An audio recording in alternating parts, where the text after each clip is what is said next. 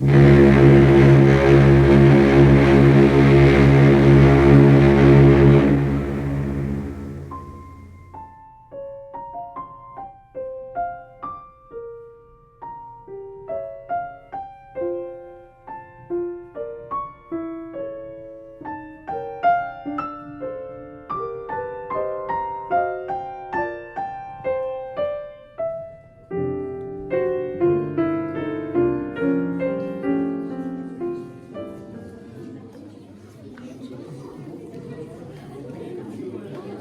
et messieurs, bonsoir. Je suis Oscar Winter, juge à la Cour d'assises de Londres. Si nous sommes réunis ce soir, c'est pour procéder à la reconstitution du meurtre de Freddie Jones, survenu sur ce paquebot même il y a 10 jours.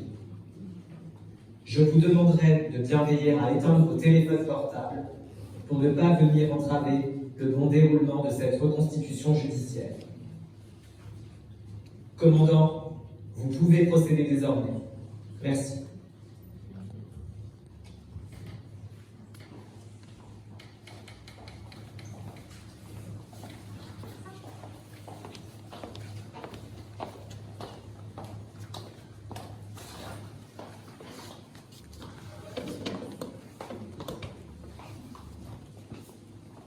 Quelle belle soirée, n'est-ce pas? On m'annonce à New York que les conditions météorologiques pour débarquer sont optimales. J'espère que vous avez fait bon voyage. Lady Scarlett. Ah, Lady Scarlett. Vous m'honorez de votre présence ce soir.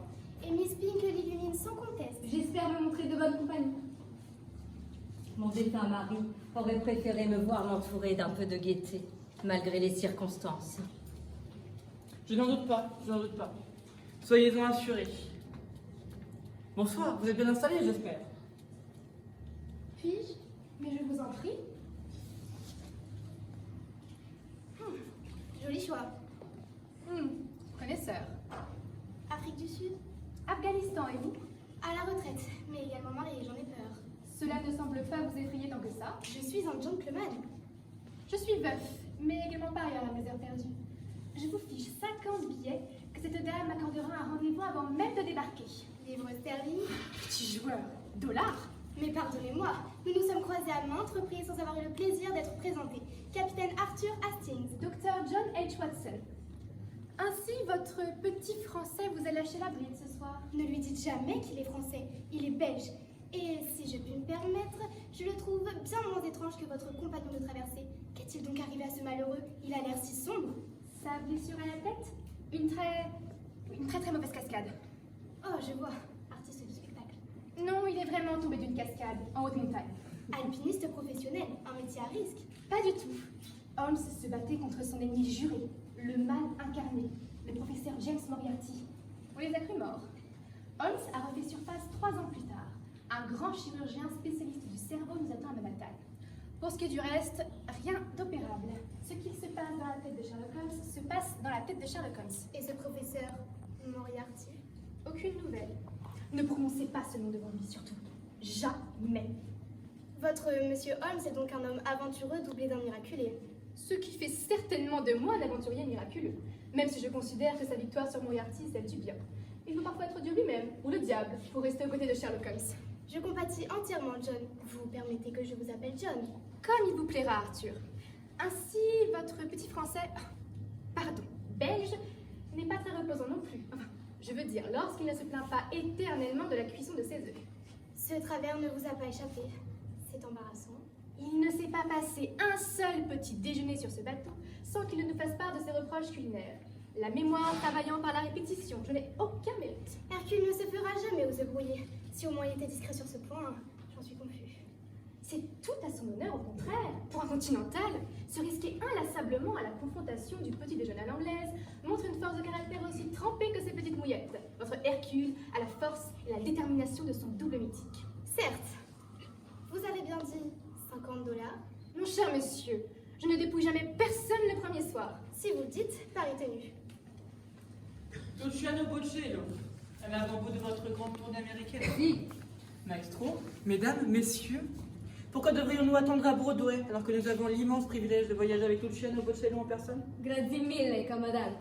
À la demande du très honorable capitaine Arthur Hastings et avec la complicité de notre ami commun. Hastings, c'est un gentleman très avisé. Pardon de vous avoir devancé, mais le jeu en vaut l'éclat de la chandelle. Vous auriez pu en miser 1000. Cher monsieur, je ne dépouille jamais personne le premier soir. C'est pronto?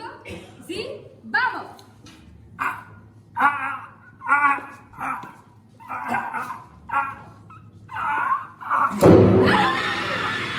Mesdames, messieurs, calmez-vous, calmez-vous. Les autorités américaines ne nous permettent pas de débarquer pour le moment. Pour l'heure, j'appelle à votre patience. Suivez-moi.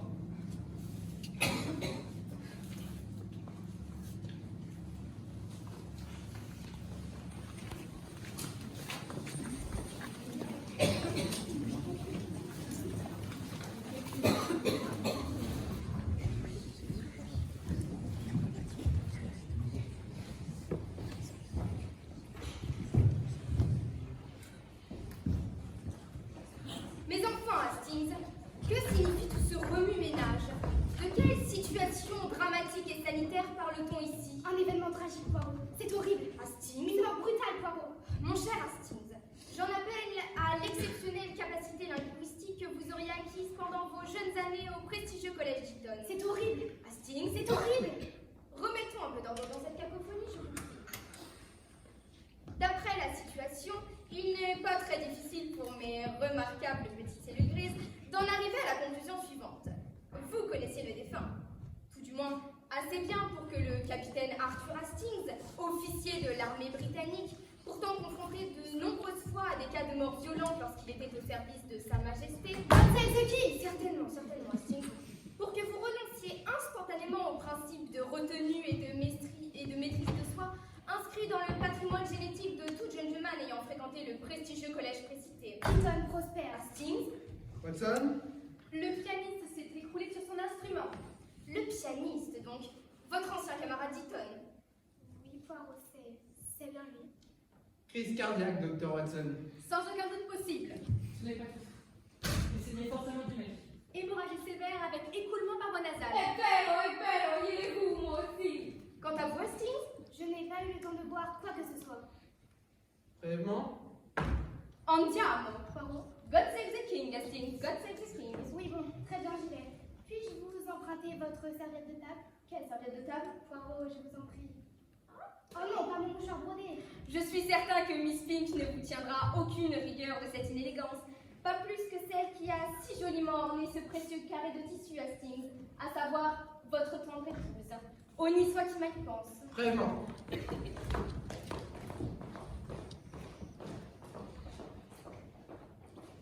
Quel hasard formidable, mesdames et messieurs. Deux brillants détectives sur le même bateau. Quelle chance inouïe. Car si Hercule Poirot peut se vanter d'avoir un cerveau qui fonctionne, que dire s'il est allé dans cette histoire à celui de monsieur Sherlock Holmes? Car malgré les séquelles de cette terrible chute, regardez-le bien. Son intelligence, la lame acérée de son raisonnement a toujours su trancher net, et ce même dans les situations de la même du danger. Dotée d'une intelligence logique, implacable et scientifique, comme aventureuse, je vous jure que Sherlock Holmes n'en restera pas là.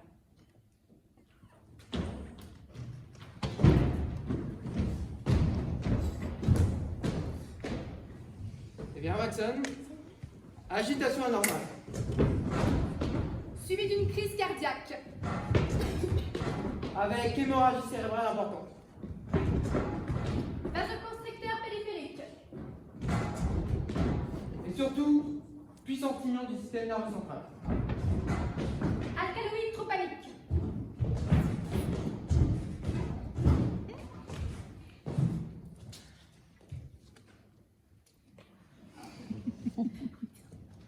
Overdose de cocaïne. Connaisseur, Élémentaire, mon cher Poirot. nous ne partageons pas les mêmes addictions. Monsieur, Ah oui, Sherlock Holmes. Je sais tenir à distance et dériver de la feuille de coca. N'ayez crainte. Le docteur Watson veille sur moi. il serait judicieux de respecter notre distance, monsieur, quel que soit votre chaperon. Un chaperon en vaut un autre. Je n'ai besoin d'aucun secours extérieur, par Saint-Georges, pour remettre à leur digne place ces petits Français maniaques Qui plus est un buzzeur petite personne. Non, par pitié, il ne faut pas lui dire qu'il est français, monsieur. Votre don pour les langues étrangères, sans doute. Ou comment une blessure à la tête aggrave chez le cocaïnomane des dégâts déjà manifestes. Quand ça me fait comme... Triste spectacle, Hastings. L'étude des effets de la drogue chez le citoyen anglais moyen me semble exiger une chaire à Oxford et Cambridge. Il faudrait plutôt un miracle dans ce cas précis. Un deuxième miracle, si vous voyez ce que je veux dire. Capitaine Hastings, si j'étais vous, j'éviterais de... Messieurs, que l'amitié franco-britannique permette la création de duos inopinés et autres numéros de cirque me réjouissent sans réserve. Je ne suis pas français. Tout comme je suis ravi de constater que votre animal national et emblématique, le coq, si mes pauvres souvenirs sont bons, n'a pas plus digne représentant que Monsieur Poirot. Je suis belge. De par sa vanité pédante, son arrogance et son irrespect total de la phonologie anglo-saxonne. Capitaine Hastings, malgré la qualité douteuse de vos fréquentations, vous demeurez à mes yeux un gentleman de bon goût. Mes fréquentations ne sont pas plus douteuses que vos habitudes médicamenteuses, semble-t-il. Un propriétaire. Je le concéderai volontiers si vous aviez raison, mais je me vois dans l'obligation de mettre fin à cette discussion. Tout d'abord parce qu'elle m'est fortement ennuyeuse. Enfin, parce que nous avons déjà largement humilié les Français à la bataille d'Azincourt. J'étais chef de la sûreté à Bruxelles. De Paris ou de Bruxelles, le coq sont gaulois. L'anglais a besoin de substances illicites pour aligner de mots ou jouer du piano. Freddy ne consommait aucune drogue. Tant pis, ce sera Azincourt. On ne fait pas Oxford sans en sortir boxeur, ni d'omelette sans casser. Des œufs. Messieurs, messieurs, Ou se casser les dents sur un rocher des Alpes. Et un point pour Cambridge. Hastings, s'il vous plaît. Oxford, Oxford, il n'y en a que pour Oxford. Un jour, vous verrez, Cambridge vous battra à la cause aviron. Aussi sûr que vous allez précipiter dans votre chute le professeur Moriarty. Hastings, Lady Scarlett est très éprouvée.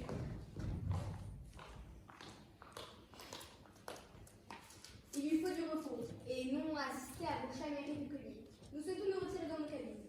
Comme je vous comprends, Miss Pink, Arthur, suivez-moi immédiatement. Il faut du calme pour que mes petites cellules grises fonctionnent. Les circonstances sont malheureuses, Miss King, mais exceptionnelles. Je vous remercie de votre compréhension, Mr. Holmes. Je n'en entendrai pas moins dit. Puisque vous me connaissez si bien. Votre réputation vous précède. Vous saurez qu'il vous est absolument impossible de vous retirer, que ce soit pour le moment. Mr. Holmes, je ne vois pas ce qui vous autorise. Vous ne voyez pas ce qui m'autorise, vraiment. Mr. Holmes, je vous en conjure. Conjurez qui vous voulez. Si j'avais assisté au dernier récital de ce Freddy, nous aurions perdu moins de temps à tergiverser. Miss Pink fait partie des témoins, comme vous êtes. Qu'insinuez-vous, Sherlock? La mort de Freddy? N'est peut-être pas naturelle, Watson. Je fais moi aussi partie des témoins, comme vous dites. Et je n'ai ni vu ni entendu quoi que ce soit d'anormal. Rien ne propice à éveiller le moindre doute. Quel malheur, pauvre garçon, alors qu'il avait eu la gentillesse d'accepter un remplacement au pied levé. Un concours de circonstances bien fâchées. Sur recommandation de son bon camarade, le capitaine Hastings, Pas du tout, Mr. Holmes. C'est le maestro qui a gentiment mis Freddy à votre disposition. qu'est-il arrivé à votre pianiste de toit? Disparu, envolé après avoir gagné une forte somme d'argent à la loterie nationale. Quel ingrat. Il commandante di vrai, signore. Freddy devait m'accompagner pendant ma tournée américaine. C'était votre pianiste habituel? Non, il est engagé juste avant la tournée. Nous avons un pianiste qui va vivre rentier jusqu'à la fin de ses jours et un autre qui les a finis sur ce bateau. Heureuse coïncidence pour votre technicien de bord, commandant. Signore Bocello, je suppose que vous avez fait passer des auditions. Non, il n'en est pas eu des autres. Expliquez-vous, les places sont chères et les candidats nombreux pour ce genre d'emploi en général. Qui l'a soutenu? Son camarade le capitaine Hastings? Non, mais Non mais qui, signore? il est soutenu à une certaine discrétion.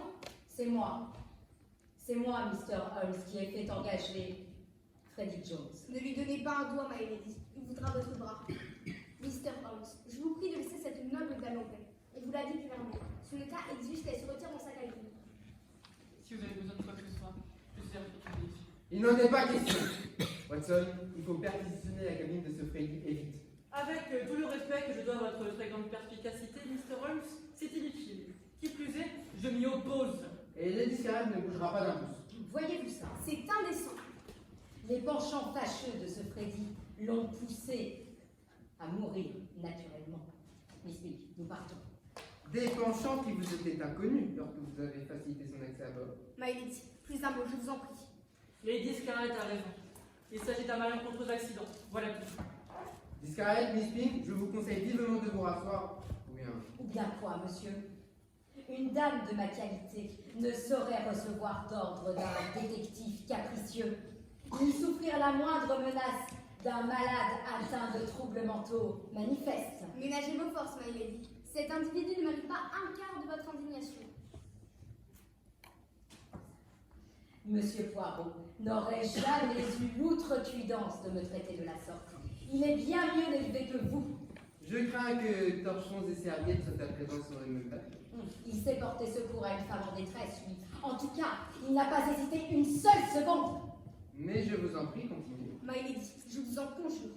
Éclairez donc le pauvre malotru, dénué de raison que je suis. Faites. Votre bras, Lady Scarlett. Votre bras. Quant à vous, Mr. Holmes, si vous souhaitez harceler quelqu'un, portez plutôt votre attention sur un autre témoin qui lui se trouve vraiment aux premières loges. Mais enfin, qu'est-ce qui vous prend? Watson, la cabine de Félix, mais vite. Docteur Watson, je vous l'interdis formellement de parler des pouvoirs qui me sont conférés sur ce bâtiment. Mais enfin, c'est insensé. Qu'il est mettre à voir ici. Très juste. On se le demande. Tolérer la présence d'un imposteur, un menteur soi-disant italien. Je ne sais plus où donner de la tête, c'est merveilleux. C'est scandaleux, Holmes. Totalement scandaleux. Vous devriez apprendre les manières à votre domestique, Lady Scarlett. Qu'elle tienne une bonne fois pour toute sa langue et vipère. Ou bien elle ne dit pas plus des discernements pour choisir vos gens que pour garantir la fiabilité d'une pianiste. Italien, 1 point, Hastings, 1 point. Et Discarel aura tout le plaisir de nous expliquer ses choix, maître. Lorsque vous cesserez de détourner Miss Pink de son témoignage. Merci infiniment. Ces bougeades de Sherlock Holmes, c'est parfois se montrer chevaleresque lui aussi. Donc nous aurions là un pseudo-italien. Sherlock, un détail m'a fortement troublé. Et qui était donc tout Sherlock à présent? Dans le salon de musique avant la mort de Freddy, Les petits personnels se montrent d'une telle familiarité. Je me régale. Sherlock, Vous avez convenu de cette mascarade sans doute. Ah, il n'y a pas d'autre terme, je me régale. que diriez-vous d'un chanteur italien qui lancerait son pianiste en disant Vamos? Je ne peux que confirmer, Monsieur Holmes, d'avoir moi aussi entendu Luciano dire Vamos. England, 1 point, mon cher Poirot. 1 point. Milady, c'est une honte qui de vous abaisser à soutenir Ce qui signifie, ce qui signifie que c'est. Ce qui signifie allons-y. mais en espagnol. Je suis un chanteur de renommée internationale. Je me suis produit dans le monde entier et j'ai vécu en Argentine. À New York, je dirais let's go. La belle affaire, si je retrouve un pianiste à temps pour Broadway, cessez de couper le cheveu en quatre de spé. Madre de Dieu. Vous n'êtes pas Buenos Aires, Seigneur. Et vous n'êtes pas non plus au-dessus de tout soupçon, Maestro Bocello. C'est une conspiration, ma parole, un complot. Camarante, je ne me laisserai pas insulter de la sorte une minute de plus. Eh bien, Watson, Rien qui ne sortait de l'ordinaire. Des partitions, des vêtements en désordre, un nécessaire de toilette. Et ce coffret. ouvrez-le donc. Sherlock, John, j'ai supporté vos nuits d'insomnie interminables. je ne vois pas le rapport avec ce qui nous occupe actuellement, Watson. Vous devriez l'écouter attentivement, monsieur Holmes. Mais enfin, Poirot. Il a supporté de vouloir vous priver de nourriture pendant des jours lorsqu'une enquête vous obsédait. De quoi vous mêlez-vous? J'ai même supporté votre absence, pris des risques incalculables pour vous. Et vous êtes plus dangereux qu'un bataillon entier. Mais il ne tolérera pas le moindre mensonge de votre part. Car c'est bien d'un mensonge qu'il s'agit, Holmes. Sans vouloir m'initier dans une quelconque thérapie de toute naissante, il me semble que vous devriez prendre au sérieux le Dr. Watson. Me traite de menteur. Pas. Et vous voulez en rester là? Quel manque de curiosité essentielle, Sherlock. Mesdames et messieurs, je vous propose de nous rendre à Londres, au 221B Baker Street, premier étage, dans l'appartement occupé par Sherlock Holmes et son ami le Dr Watson, de leur première rencontre jusqu'au mariage de ce dernier, là où commence la plupart de leurs enquêtes, quelques semaines avant le drame. Que me vaut le plaisir de votre visite au 221 Baker Street, ma chérie? Je me suis beaucoup inquiétée pour vous, Sherlock. Vous m'avez beaucoup manqué. Irène? Irène Adler? Mais de qui parlez-vous? Irène Adler, la femme. Irène Adler, aventurière américaine, d'abord chanteuse d'opéra, Irène Adler s'installe à Londres après avoir abandonné la scène. Possédant une photographie compromettante d'elle et d'un homme important sur le point de se marier, son chemin croise celui de Sherlock Holmes lorsque l'homme en question fait appel au détective pour récupérer la photographie qui risque de lui nuire. Miss Pink n'est autre que... Irène Adler, il n'en existe aucune autre. Vous êtes unie, vous êtes la femme. Je vous ai pourtant bien donné du fil à retordre, cher. Je ne vous ai pas vraiment laissé mener vos petites affaires tranquilles, ma chère. Ils ne sont pas mignons tous les deux. Lorsque Sherlock croit découvrir la photographie compromettante là où Irène l'avait cachée, il comprend en même temps que la dame avait une longueur d'avance.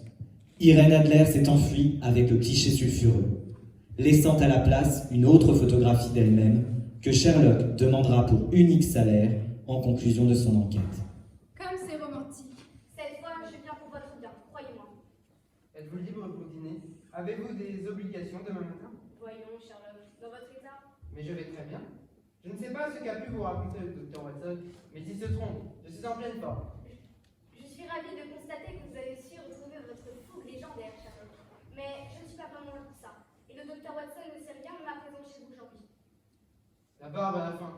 Vous n'êtes jamais là pour ça. Vous n'êtes jamais là. J'ai mes aventures, tout comme vous. Je n'en doute pas. Oh, épargnez-moi vos sarcasmes, je vous en prie. Une femme qui prend sa vie et la voici volage. Une femme vous résiste et la voilà insaisissable.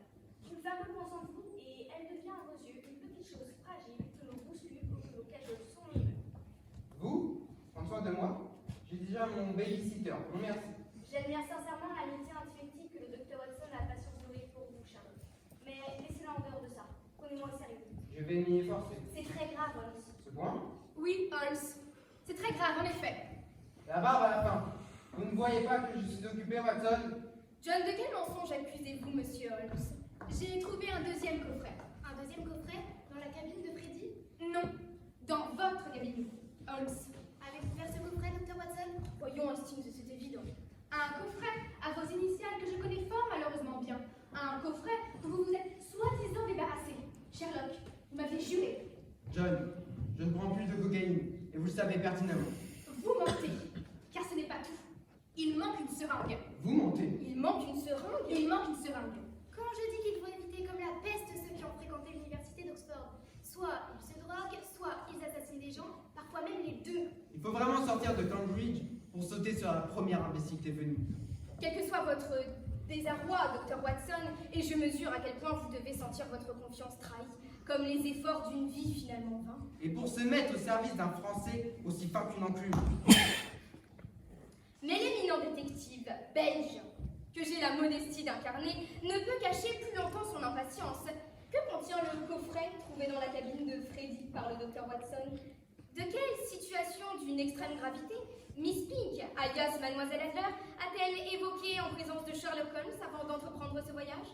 Et ce monsieur Hercule Poirot, pourrait-il nous expliquer en quoi il est devenu le chevalier servant de Lady Scarlett? Mais certainement il le peut. Revenons à Londres il y a quelques semaines. Cette fois, nous nous rendons chez monsieur Hercule Poirot, retraité de la police belge, dans le nouvel appartement où il a élu domicile, après un bref passage par St. Mary's Style, lieu de sa première enquête recensée sur le sol britannique, mais aussi de sa première rencontre avec son fidèle ami, le capitaine Arthur Hastings. Au moment où je vous parle, monsieur Poirot ne sait pas encore qu'il va bientôt embarquer avec nous pour New York. Lady Scarlett, ma chère. Permettez-moi de vous remercier de votre visite. C'est un honneur pour Poirot, malgré les circonstances. Veuillez accepter mes plus sincères condoléances. Mon cher Hercule, je les accepte bien tristement. Vous avez devant vous une femme en plein désarroi. Oh, comme je vous comprends, ma chère. Une dame de votre importance mérite simplement que Poirot bouscule son emploi du temps. Oh là là là là. Sans la carafe de sirop. Si Poirot peut vous aider, même avec ses pauvres moyens, car une laitier de votre qualité a de nombreux appuis. Si j'étais lui, je tenterais forain, spécialité barbe à papa. Je n'irais pas par quatre chemins. Mes nombreux appuis, mon cher Hercule, ne sauraient m'être d'une quelconque utilité en ce moment. Oui, je vous le répète, je suis réellement en très grand désarroi. Oh, hélas, ma chère, comme je vous comprends, dans votre existence, le décès d'un époux en a appelé un autre. Cependant, on ne s'habitue jamais à l'épreuve du deuil. Oh, Poirot, mais vous me prêtez une existence plus sombre qu'elle ne l'est. Vous savez, j'ai suffisamment longtemps pleuré mon deuxième mari avant le trépas du troisième. Poirot ne saurait rester indifférent devant une vie conjugale qui est souvent frappée par la fatalité. Mais Poirot me connaît suffisamment bien pour savoir qu'une épouse aussi aimante et bienveillante que moi ne peut hélas avoir aucune prise sur le destin tragique de mes défunts maris. Qu'il repose en paix, surtout le dernier. De tels maux d'estomac ne méritent pas que l'on s'attarde chez les vivants. Et à son âme. Quant au deuxième, quel malheur. Se blesser mortellement en nettoyant son arme, quel malheur pour un chasseur aussi chevronné. J'en tremble encore d'effroi et de chagrin. Oh ma chère, vous êtes un joyau d'enfant. Vera Rosakov, le grand amour impossible de Poirot, Lady Scarlett est Vera Rosakov. Voleuse de bijoux professionnels et sans scrupules, la comtesse. Pour Monsieur Poirot, ami, ennemi, c'est compliqué. Vous le taquinez trop souvent avec ça, Arthur Hastings. Si elle prend la peine de se déplacer, tout comme Irène Adler, c'est qu'il y a plus important. On aimerait bien en savoir plus, nous. Hercule, vous devez absolument m'accompagner à New York. Il est revenu. Yves est celui qui s'est volatilisé du jour au lendemain après avoir dilapidé ma fortune personnelle à commettre les crimes les plus abominables. Oui, il est revenu, Hercule. Il a faim de ma vie, il a faim de mon âme, il a faim de mon argent. Poirot, je suis en très grand danger. C'est impossible. C'est impensable. Vous allez à New York pour toucher l'héritage de votre troisième mari, après quelques formalités. Et il sera du voyage, n'est-ce pas? Ah, la présence de Poirot est indispensable. Ah oui, Poirot, sa brutalité n'est plus à démontrer. Oh, Poirot n'a jamais recours à la violence, ma chère, mais le capitaine Hastings l'assistera. Comment vous le saviez-vous, Irène? Un de mes indicateurs avait intercepté ce message. M sort sur le HMS Chicago. Prenez garde, sauvez Holmes. Mon amie Vera Rosakov peut en témoigner. Elle était terrifiée. M. M comme Moriarty? Holmes? Le professeur James Moriarty. Ouvrez ce coffret, maintenant! En effet, cher collègue, il est plus que temps. Ce coffret ferme à clé, Poirot. Oh, je suis certain que notre très cher commandant de bord saura nous aider à l'ouvrir. Je vous demande pardon. Allez, commandant, la clé. À moins que vous n'en souhaitiez pas l'ouverture. Poirot, vous et votre collègue commencez sérieusement à dépasser les bornes. Quelle idiotie tout de même que de laisser ce coffret dans la cabine du bord. Même si la clé n'est plus en votre possession, l'avez-vous jeté par-dessus bord? Oui, c'est complètement idiot. Oh, je pense que ces messieurs n'ont tout simplement pas eu le temps de faire disparaître le tout. Ces messieurs, Oui, parfaitement. Ces messieurs. Souvenez-vous, c'était l'heure du thé. Poirot est particulièrement concentré à l'heure du thé.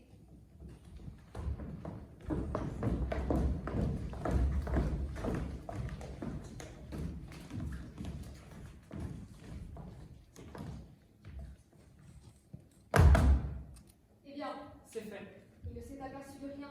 Vous savez très bien à qui vous avez affaire. Un tel génie mathématique a le sens du détail. Je le sais plus que quiconque. J'étais son bras droit au pire de sa grandeur. Mais je ne ferai plus la seule besogne pour lui. C'est fini. Je vous préviens, Pierre, nous ne pouvons plus reculer, nous devons réussir. Je ne supporte plus sa suffisance lorsqu'il me regarde, goguenard pour ma répétition. Il me prend encore sous sa coupe. Perkins Holmes, vous avez entendu comme moi. Hélas, oui, Watson. L'infâme lieutenant du professeur James Moriarty. Ce navire est un vrai nid de guêpes. Je ne peux qu'admirer le courage incroyable de Vera. Faire monter le professeur sur ce bateau en le faisant passer pour mon pianiste. Lui faire croire qu'elle cédait à sa pression. Se placer de nouveau à sa merci. Seulement il savait. Nous serions fichus s'il savait. Il a la râle. Les filles doivent avoir perdu 3 ans de son pouvoir. 3 ans de son influence sur nous, à cause du Sherlock Holmes. Croire revenir plus fort, cet ignoble imbécile. N'ayez pas imprudence de le traiter d'imbécile, votre excellence. Qui sait s'il ne fait pas semblant de me croire encore à son pouvoir, de Vera incapable de se protéger. Voir au roi son instrument pieds et poings liés par ses chantages odieux. Les crimes qu'il m'a fait commettre en Argentine. Votre excellence? L'Argentine? Je le vois encore, il voilà un moment cet argent auquel il se devant. Cette somme qu'il vous a extorquée. Et dire que je lui me joindre à son humanité. Oui, comptons que la mage l'aveugle au point de le faire tomber pour de bon. Sans que nous ne tombions avec lui. Sherlock Holmes l'a peut-être affronté physiquement, mais nous avons assez combattu pendant 3 ans pour réparer nos vies et le mal qu'il en a fait. Lutter contre son ombre n'a pas été une mince affaire non plus. Fuir ma chère Argentine pour me réfugier auprès de Vera. Merveilleuse Vera qui a usé de toute son influence dans les milieux du spectacle pour soutenir ma nouvelle carrière. Vous, endossez enfin l'uniforme de la Vélocis Lumini. Mais le revoilà qui vous implique à nouveau dans une sombre affaire de kidnapping. Et moi, qui redeviens son homme à tout faire, tout naturellement. Poirot, vous auriez dû prévenir Holmes et vous n'en avez rien fait. Gardez la tête froide, Watson. J'étais déjà prévenu et Monsieur Poirot également.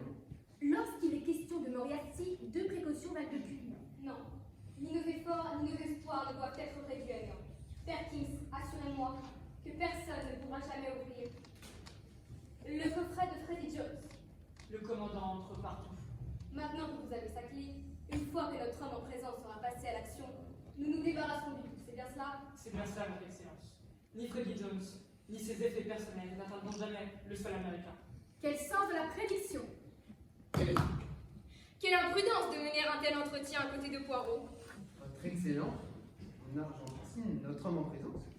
Assez! Le voilà qui recommence à se triturer les méninges. La clé, Perkins, la clé. Ou bien un commandant. L'avez-vous finalement confié à votre excellence? Ou bien peut-être à vous, capitaine Hastings. Pourquoi moi? Et nous, je vous pique, Poirot. L'homme en présence. Poirot sait tout de la sombre affaire à laquelle vous êtes mêlé, capitaine Hastings.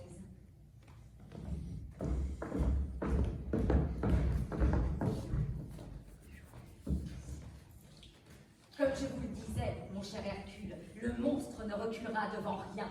Comme je vous le disais, ma chère, le capitaine Hastings sera à mes côtés. Mais le capitaine Hastings est déjà du voyage, Poirot. Hastings? Ceci rend mes petites cellules tout à fait très agitées. Un de mes amis m'a confié ce message. M sera sur le HMS Recovery. Prenez garde, sauvez Holmes. Holmes? Sherlock Holmes? Je ne vois pas en quoi le capitaine Hastings... Tenez, Poirot, lisez la suite.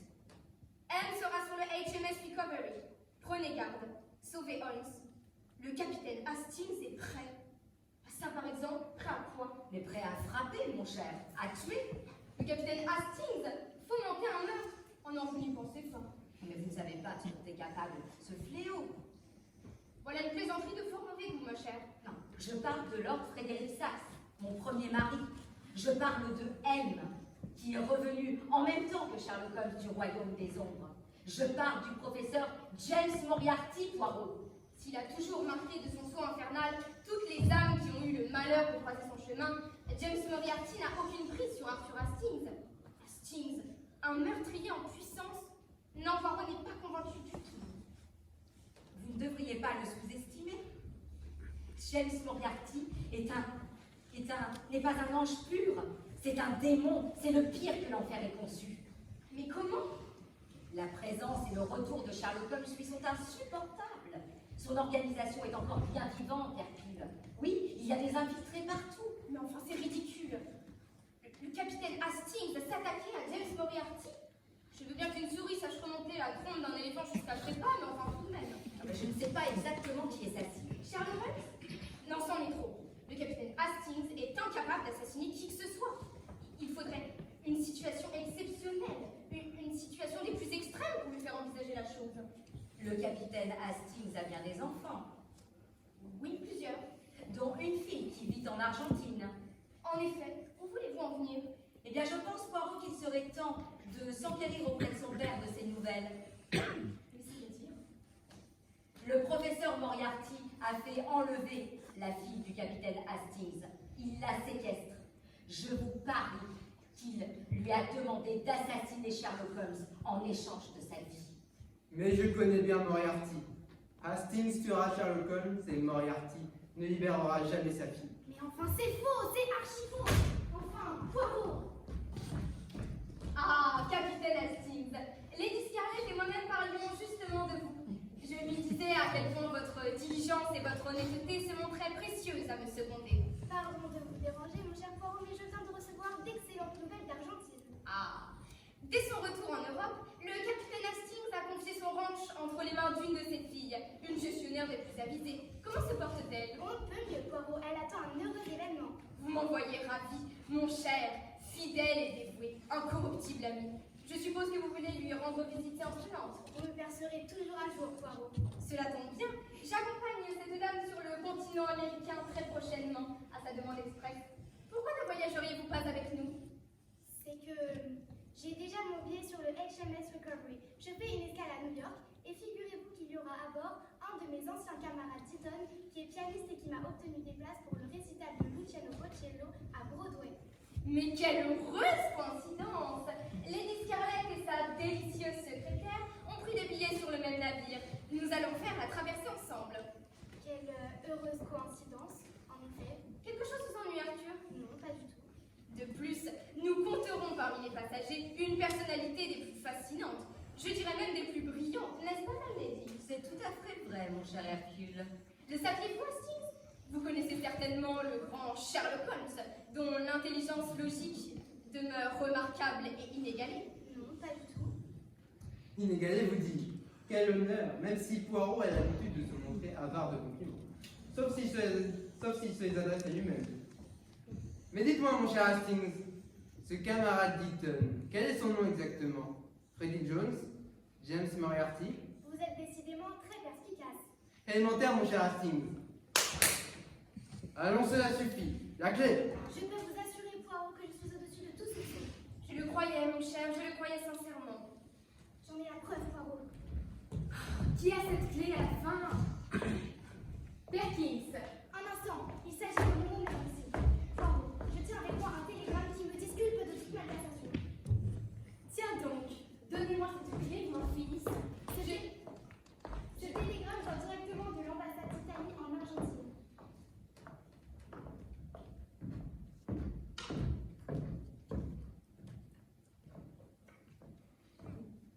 Une carte d'embarquement au nom de Frederick Jones. Un passeport britannique au nom de... Lord Frederick Saxe, le chien. Un sauf-conduit diplomatique d'un certain Federico Capellini, rattaché à l'ambassade d'Italie en Argentine, signé de Don Luigi Calabrese, ambassadeur d'Italie en Argentine. Il s'en passe des choses en Argentine, votre Excellence. Des choses terribles, dont je ne serai plus l'exécuteur. Ni moi non plus. La pieuvre est bel et bien hors d'état de lumière. Un certificat de naturalisation américaine établi à New York du docteur Friedrich Korloff, chirurgien spécialiste du cerveau. En voilà un qui ne touchera plus le mien. Il avait tout prévu, cette immonde saleté. C'est tout, mais c'est déjà beaucoup. Beaucoup de monde ici avait d'excellentes raisons de tuer le très polymorphe James Moriarty. Deux ex-barons de son organisation criminelle, repentis et bien décidés à se libérer d'un revenant. Deux femmes déterminées à contrecarrer ses plans diaboliques, dont une lui vouant la haine éternelle. Un père, désespéré de peur et de chagrin. Et enfin vous, Mr. Holmes, pour des raisons évidentes. Mesdames et messieurs, j'en appelle désormais à votre déduction logique. Je vous demande de réfléchir comme Hercule et Sherlock, de faire fonctionner vos incroyables petites cellules grises. Qui, selon vous, a tué Freddie Jones, alias James Moriarty? Je vais vous demander de bien vouloir lever la main lorsque vous penserez qu'un tel ou une telle est bel et bien coupable. Votre contribution est essentielle. Chacun d'entre vous, en son âme et conscience, doit nous aider à désigner le coupable, la coupable, les coupables. Qui nous a enfin débarrassé de l'abominable professeur James Moriarty? Qui a tué Freddie Jones? Mesdames et messieurs, que ceux qui pensent que le commandant de bord, alias Perkins, l'ancien bras droit de Moriarty, est coupable, lèvent la main. Que ceux qui penchent plutôt maintenant pour Luciano Bocello, le faux chanteur italien, l'éminence de Moriarty est coupable, se manifestent. Ou encore, le capitaine Hastings, par peur de perdre sa fille bien-aimée. D'après vous, ne serait-ce pas plutôt le gentil et dévoué Dr. Watson? Ou bien encore ce cher Hercule Poirot qui commettrait alors un crime pour la première fois de sa vie? Alors, qui le croit coupable? Attendez, cela peut également être Lady Scarlett et Miss Pink qui semblent bien se connaître et avaient toutes les raisons de se débarrasser de ce monstre. Enfin, peut-être Sherlock Holmes lui-même. Ce ne serait pas la première fois qu'il essaie de débarrasser l'humanité de cette engeance infernale. Merci, mesdames et messieurs. Je vous propose donc maintenant d'assister à l'échange final. Celui-ci devrait éclairer vos lanternes. Alors, qui parmi vous avait raison? Qui est meilleur détective que Poirot et Holmes réunis? La réponse dans quelques secondes.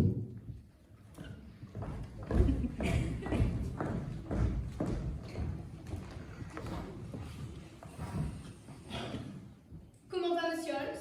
Pour l'instant, mieux. Jusqu'à ce qu'il recommence à s'ennuyer. Il est insupportable lorsqu'il s'ennuie. Il lui faudra trouver de nouveaux mystères à résoudre ou de nouvelles forces maléfiques à combattre. Ses propres démons lui ont toujours donné matière à s'occuper, il me semble. Très juste. Qu'avez-vous fait du deuxième coffret, celui qui contenait la cocaïne? Jeté par-dessus bord. Vous avez mentionné l'absence d'une seringue. Il fallait bien que quelqu'un retrouve l'arme du crime. Autant que ce quelqu'un soit le docteur John Watson, en qui Sherlock Holmes a toute confiance, et qui peut par conséquent s'offusquer en toute bonne foi de trouver ce genre de matériel dans sa cabine.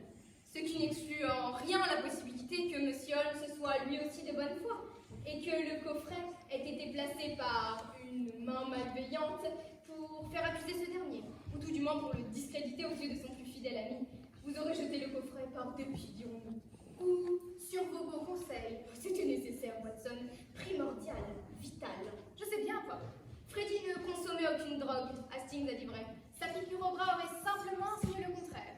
Faites d'un geste rapide et sûr, Un jeu d'enfant, par un médecin expert. tout en commandant une chanson romantique. Nous débarrassons enfin de la pire des pestilences que cette terre ait portée. Oh, je n'aurais jamais supporté sans rien faire que quiconque essaye de manipuler Arthur Hastings pour le pousser au meurtre. Je n'aurais jamais laissé quiconque accéder de nouveau à la vie de Sherlock Holmes.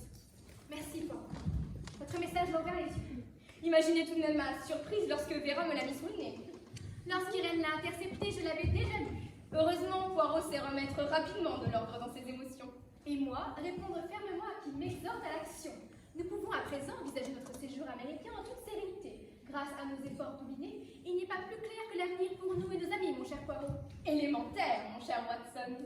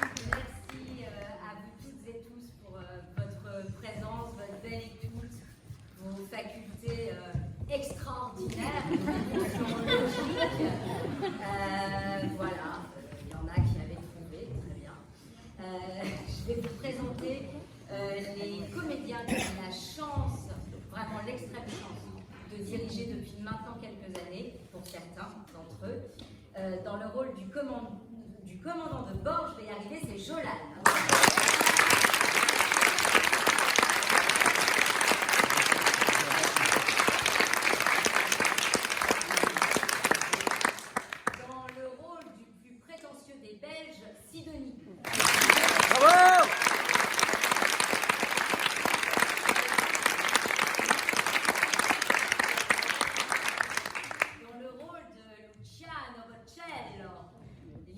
Bravo!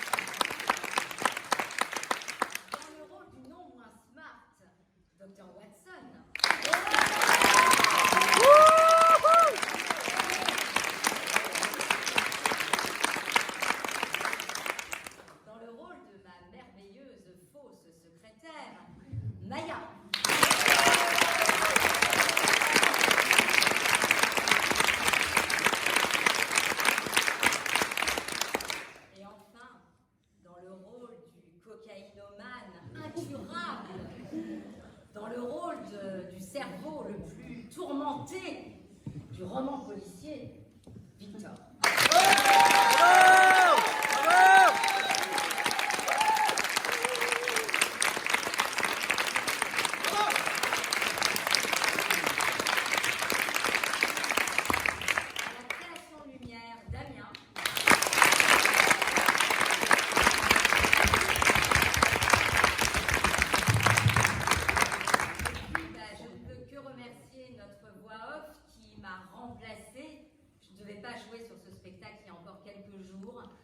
Donc je remercie Richard d'avoir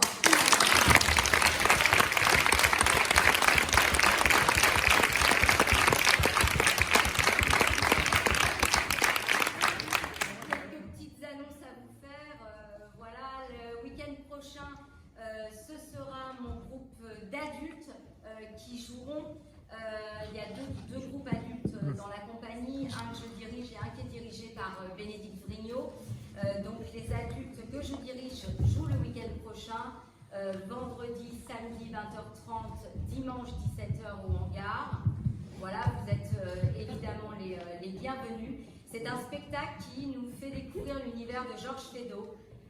Georges Feydeau, vous le connaissez au moins de nom, Un fil à la patte, La dame de chez Maxime, voilà, le vaudeville. Là, on passe dans une autre ambiance, une ambiance... voilà, une ambiance qui ne fait pas forcément du bien au couple. Spectacle aussi avec sa petite part d'originalité que je vous encourage à venir voir. Et puis après le 14, on aura le spectacle des enfants et des petits ados que dirige également Bénédicte Vrignot. Et puis enfin, les 28, 29, merci, je me trompe toujours, 29 juin et dimanche, alors jeudi 29 juin, 20h30, dimanche de juillet, 17h, on termine par le spectacle du groupe adulte, dirigé par Bénédicte Vrignot, un spectacle qui s'appelle Au Baratin. Pareil, autre ambiance, autre style, mais tout aussi drôle et agréable. Donc vous êtes invités à vous faire ce marathon des spectacles de Je vais être un autre, ce sera un grand plaisir. Et j'ai oublié, il faut toujours que j'oublie quelque chose. Voilà, surtout quand je suis aussi au plateau, j'oublie des choses. Le texte que vous venez d'entendre ce soir, c'est un texte original qui a été écrit par Nathalie Roumanès, qui est là.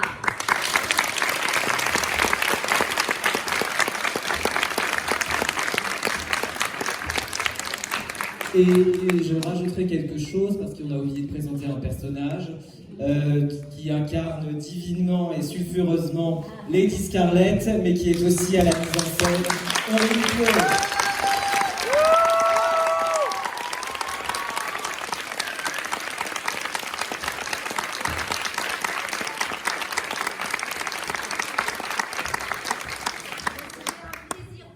Une autre. Avec ce groupe formidable. Bah, écoutez, on va aller changer et se rendre moins sulfureux. Et puis, il y a un petit bar, voilà. Alors bon, voilà, il y a de la bière, il y a des sirops, il y a du coca. Voilà, on peut partager un moment de convivialité. Vous pourrez aussi discuter avec les stars de la soirée. Voilà, on se revoit dans 5 minutes. Merci.